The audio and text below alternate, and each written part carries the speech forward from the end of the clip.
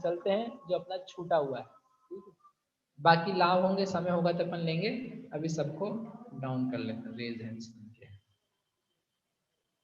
चलो अब क्या करना है अपने को, ये फर्स्ट पार्ट हो गया क्लास का। सेकंड पार्ट में क्या बताया था आपको, क्या करना है, क्या करना है? अरे आप लोग शांतर होते जा रहे हो, आपकी आवाज निरंतर नहीं आ रही है। क्या करना है अपने को, शांतर निरंतर मार्गना करनी है। लोग भी शांतर अरे आप सब लोग तो निरंतर ही हो, बाकी कुछ कुछ लोग कभी शांतर होते हैं। एक दिन आया आके देखे, अच्छा जगह है कि नहीं बैठने की, बहुत दूर दूर है, रेंडो कौन जाए। लेकिन क्या होता है शांतर निरंतर, वो अपन देखते हैं। अब एक सेकंड में इसको चालू कर लूं प्रेजेंटेशन को। हाँ भाई, बहुत सुंदर व्याख्यान है ये, इससे आपको बहुत सारा बोध पैदा होगा। ये पहली गति मार्गना जब चालू हुई थी, उस गति मार्गना के पहले ही आचार्य देव ने शांतर निरंतर मार्गना कह करके कुछ बातें प्रस्तुत की थी, उसको अपने को समझना है। ये गाथा शुरू की पहली गति मार्गना के पहले ही है। क्या होती है शांतर मार्गना? अब देखो मार्गना आपने सुन ली, 14 मार्गना होती है, उसके भेद प्रभेद होते हैं, ये आपने देख लिया। उससे जीवों की खोज होती है। तो कुछ मार्गना ऐसी हैं जो हमेशा ही लोक में मौजूद रहती है, अर्थात उन संबंधी पर्यायों का सद्भाव हमेशा ही रहेगा। जैसे एग्जाम्पल के लिए गति मार्गना, तो क्या गति मार्गना यानी गति वाले जीवों का संसार में कभी भी अभाव होगा क्या, कि कभी ना रहे कभी रहें, ऐसा हो सकता है? नहीं, गति तो रहेगी हमेशा। अच्छा, गति में 4 गतियां हैं, कौन कौन सी? नरक, त्रियंच, मनुष्य, देव। तो ऐसा हो सकता है कि कभी सारे जीवों की अपेक्षा से सोचना है आपको, एक भी जीव, एक सिंगल की नहीं, सारे जीवों को देखो। और क्या कभी ऐसा होगा कि नरक गति खाली हो जाए? नहीं नहीं, अनंत काल बाद, या पहले शायद ऐसा टाइम था कि पहले एक समय में कोई नारकी ने मनुष्य ने पाप किया तो नरक में गया। उसके पहले तो नरक वैकेंसी मोड में था, वहां लिखा था बोर्ड, लुकिंग फॉर पीपल, हमको जगह चाहिए, यहाँ पर कोई आ जाओ। तो ऐसा हुआ क्या कभी? नहीं, नरक तो हमेशा भरा हुआ ही मिलेगा। मतलब भूतकाल में भी नरक खाली नहीं हुआ था, वर्तमान में भी खाली नहीं है, और भविष्य काल में भी नरक गति खाली नहीं है। तिर्यंच गति खाली हो सकती है कभी? नहीं।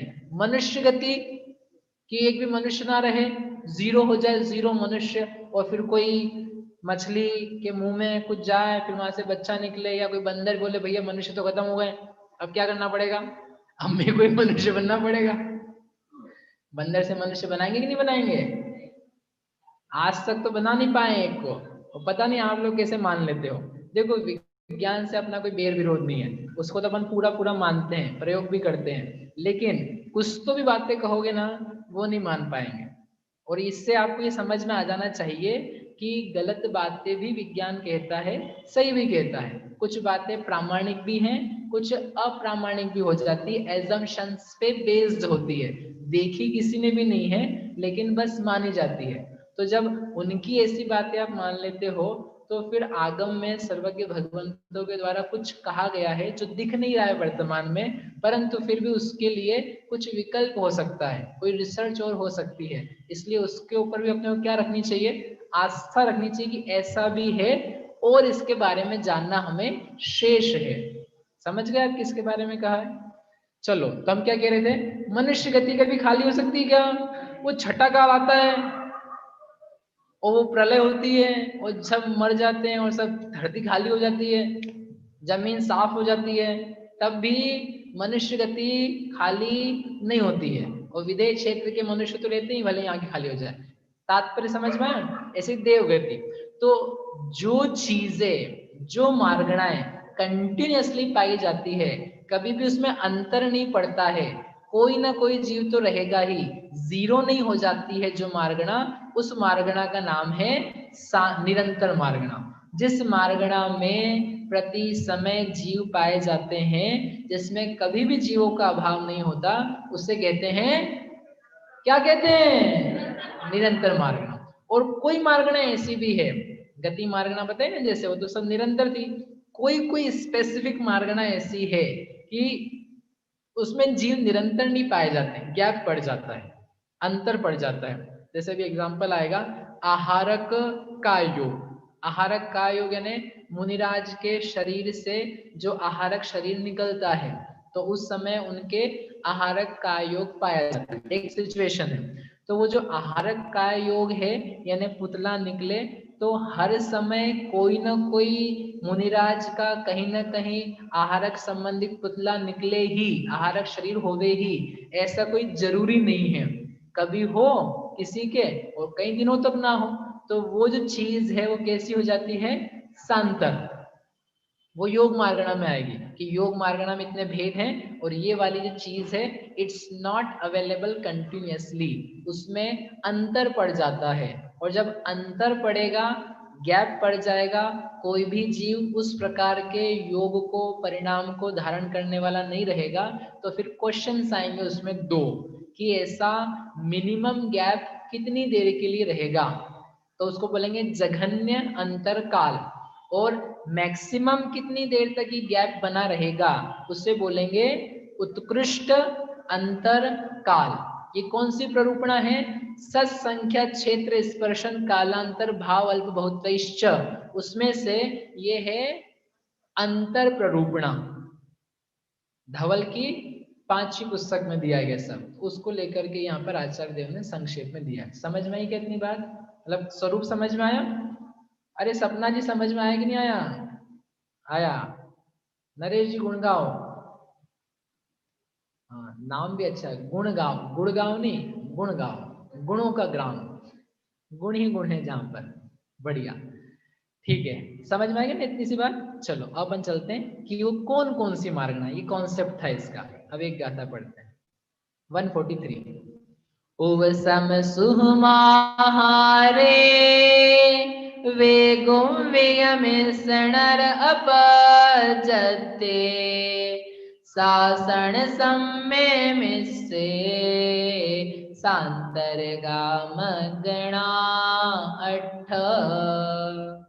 सांतरगा मगणा अट्ठ यानी जो सांतर मार्गणा है वे अट्ठ यानी 8 है।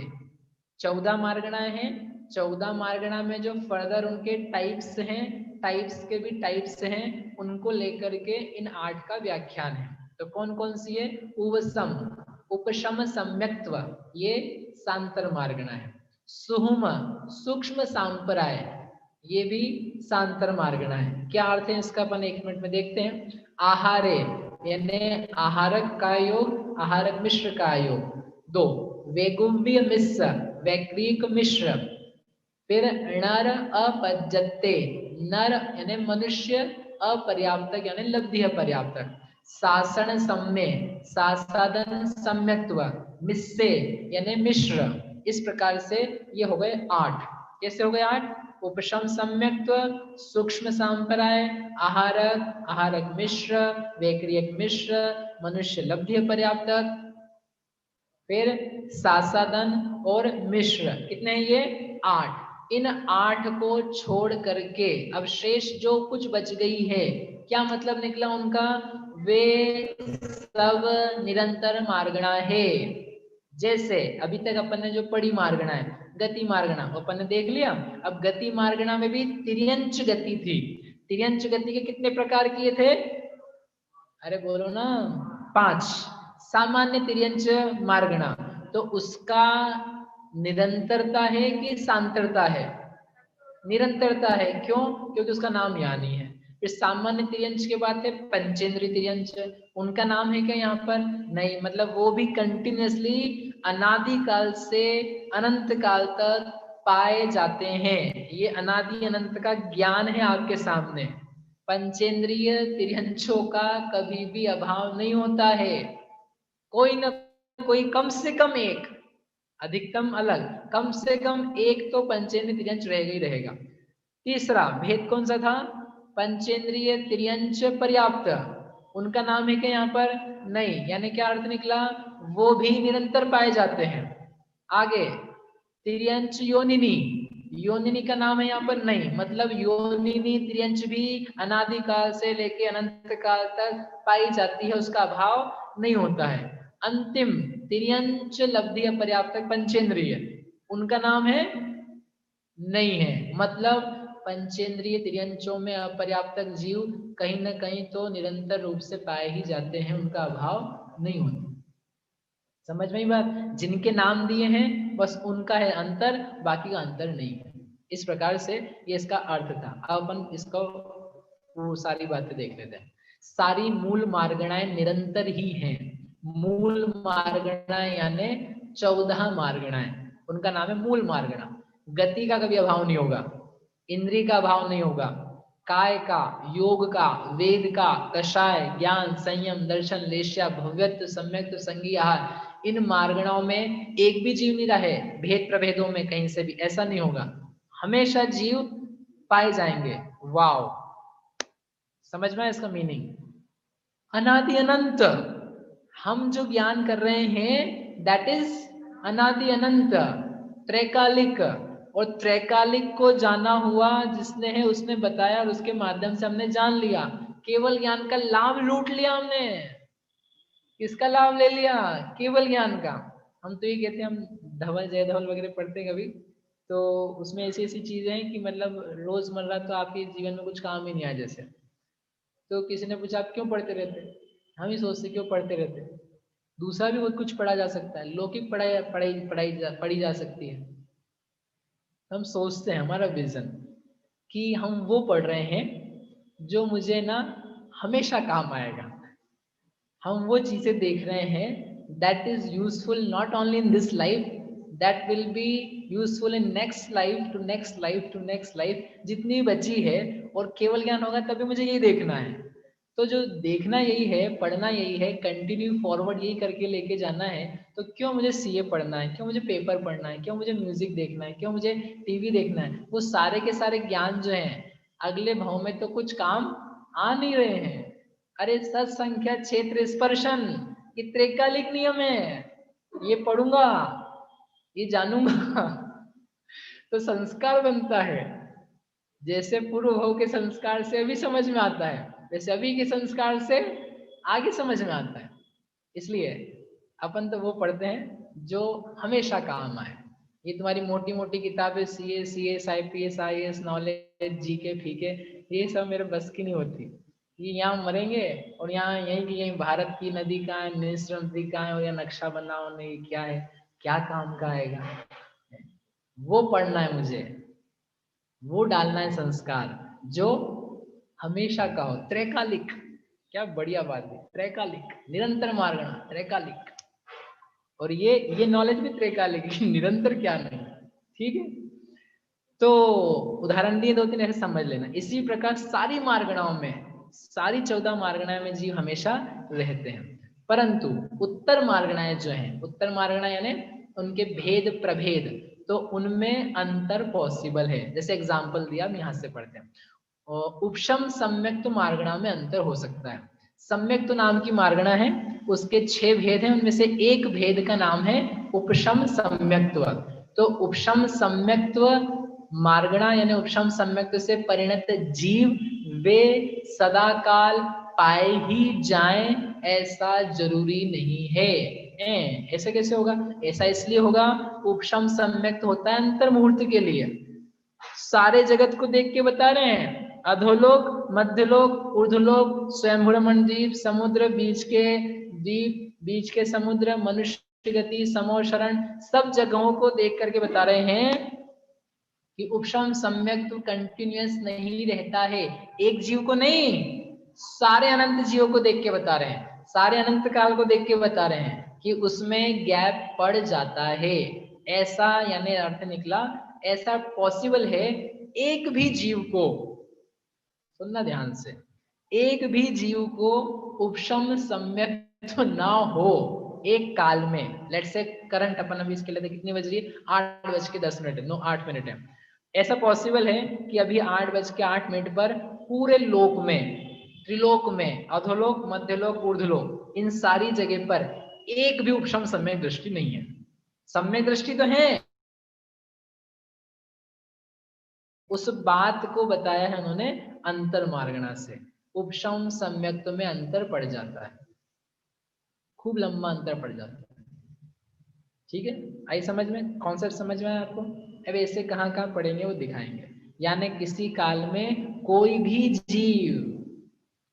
जीव उपशम सम्यक्त्वी ना हो, यह संभव है। अथवा जैसे एक और एग्जाम्पल दिया, आहारक मिश्र, जो वो आहारक का योग से आहारक पुतला बनता है, तो जो मिश्र का योग होता है तो उसमें कोई भी जीव ना हो, यानी कोई भी जीव उस क्रिया को करता हुआ ना रहे, ऐसा पॉसिबल है।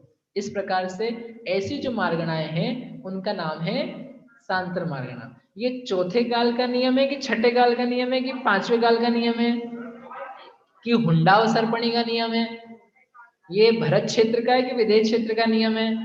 ये जम्मू द्वीप का है कि धातकी खंड का है? कहाँ का है? सब जगह का। अभी मैंने आपको टाइम की बात बताई थी, अगर मैं यहां से मर करके विदेश भी जाऊं तो भी यही नियम रहेंगे। तुम्हारी सीए की पढ़ाई, तुम भारत में पढ़ के अमेरिका पहुंचोगे कुछ नहीं होगा, फिर से सीपीए करना पड़ेगा 3 साल। क्षेत्र बदलोगे चीज बदलती है, और ये वो पढ़ाई है, तुम क्षेत्र बदल देना फिर भी तुम्हारे काम आएगी। आत्मा जानोगे, यही आत्मा यहाँ जानी जाती है, यही आत्मा भरत क्षेत्र, विदेश क्षेत्र, जम्बू द्वीप, धातकी खंड, नरक, तिर्यन, ऊर्ध्व, मध्य, अधो सब जगह जानी जाती है। So why not,